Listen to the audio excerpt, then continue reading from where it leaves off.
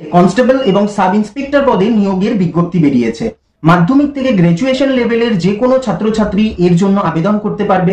কোন পোস্টে কিরকম বয়স, কিরকম শিক্ষাগত যোগ্যতা এবং ডিটেলস কি রয়েছে চলো আমরা ভিডিওতে জেনে নিই। 4660টি কনস্টেবল এবং সাব ইন্সপেক্টর পদে নিয়োগ হবে। এর মধ্যে কনস্টেবল পদে নেওয়া হবে 4208 জন এবং সাব ইন্সপেক্টর পদের জন্য সিট রয়েছে 452টি।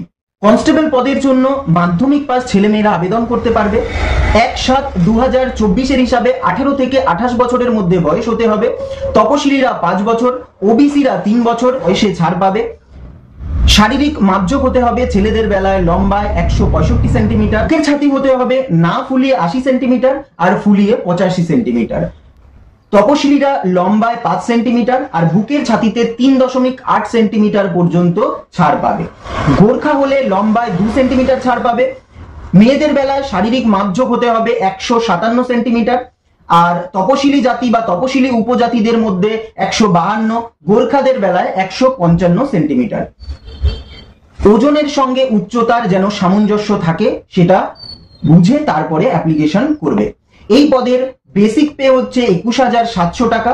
এর মধ্যে ছেলেদের জন্য পোস্ট রয়েছে 3,577টি এবং যার মধ্যে জেনারেল রয়েছে 1450টি, তপশিলি জাতি রয়েছে 536টি, তপশিলি উপজাতি রয়েছে 268টি, ওবিসি রয়েছে 966টি পোস্ট, ইডব্লিউএস এর জন্য রয়েছে 357টি পোস্ট। মেয়েদের জন্য রয়েছে মোট 631টি পোস্ট। এদের মধ্যে জেনারেলদের জন্য রয়েছে 256টি পোস্ট, তপশিলি জাতিদের জন্য রয়েছে 95টি পোস্ট, তপশিলি উপজাতিদের জন্য রয়েছে 47টি পোস্ট, ওবিসিদের জন্য রয়েছে 170টি পোস্ট এবং ইডব্লিউএস এর জন্য রয়েছে 63টি পোস্ট।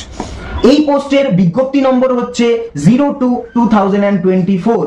প্রার্থী বাছাই হবে কম্পিউটার বেসড টেস্টের মাধ্যমে, তারপর হবে শারীরিক সক্ষমতার পরীক্ষা, তারপর হবে শারীরিক মাপজোকের পরীক্ষা এবং তারপর সার্টিফিকেট ভেরিফিকেশন হবে।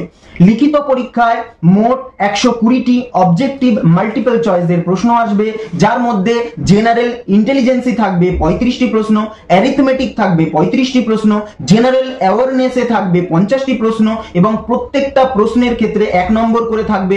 সময় হবে 90 মিনিট। নেগেটিভ মার্কিং আছে, প্রত্যেকটা ভুল উত্তরের জন্য 1 নম্বর কাটা হবে এবং লিখিত পরীক্ষায় জেনারেল ওবিসি প্রার্থীরা 42 নম্বর আর তপশিলীরা 36 নম্বর পেলেই সফল বলে মানা হবে। মোট শূন্য পদের 10 গুণ প্রার্থীকে শারীরিক মাপজোকের জন্য ডাকা হবে এবং তারপর তার ভেতর থেকে সিলেক্ট করা হবে। শারীরিক সক্ষমতার যে পরীক্ষা রয়েছে সেই পরীক্ষায় থাকবে 3 মিনিট 40 সেকেন্ডে 800 মিটারের দৌড়, এটি হবে মহিলাদের বেলায় এবং 3 ফুট থাকবে হাই জাম্প এবং 9 ফুট থাকবে লং জাম্প।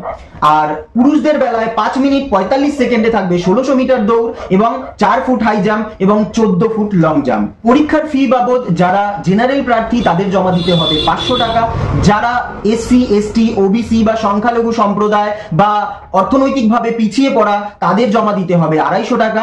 টাকাটি অনলাইনে জমা করা যাবে। যারা পরীক্ষা দিতে যাবে তাদের এই পরীক্ষার ফির কিছু অংশ ফিরিয়ে দেওয়া হবে, যেমন সাধারণ যারা পরীক্ষার্থী তাদের ফি থেকে 400 টাকা আর তপশিলি, প্রাক্তন সমরকর্মী, মহিলা, ট্রান্সজেন্ডার, সংখ্যালঘু, অর্থনৈতিকভাবে পিছিয়ে পড়া এদের সবাইকে 250 টাকা করে পরীক্ষার ফি ফিরিয়ে দেওয়া হবে যদি তারা পরীক্ষা দিতে উপস্থিত হয়। আবেদন করার জন্য কলকাতা রেলের রিক্রুটমেন্ট বোর্ডের ওয়েবসাইটে গিয়ে www.rrbkolkata.gov.in ওয়েবসাইটে বা মালদার ক্ষেত্রে www.rrbmalda.gov.in, শিলিগুড়ি রেলওয়ে রিক্রুটমেন্ট বোর্ডের ক্ষেত্রে www.rrbsiliguri.gov.in এবং রাঁচির ক্ষেত্রে www.rrbranchi.gov.in, পাটনার ক্ষেত্রে www.rrbpatna.gov.in এইসব ওয়েবসাইটের মাধ্যমে আবেদন করা যাবে। এছাড়া আরো অনেক ওয়েবসাইট রয়েছে যেগুলির লিস্ট ভিডিওর শেষে তোমরা পেয়ে যাবে।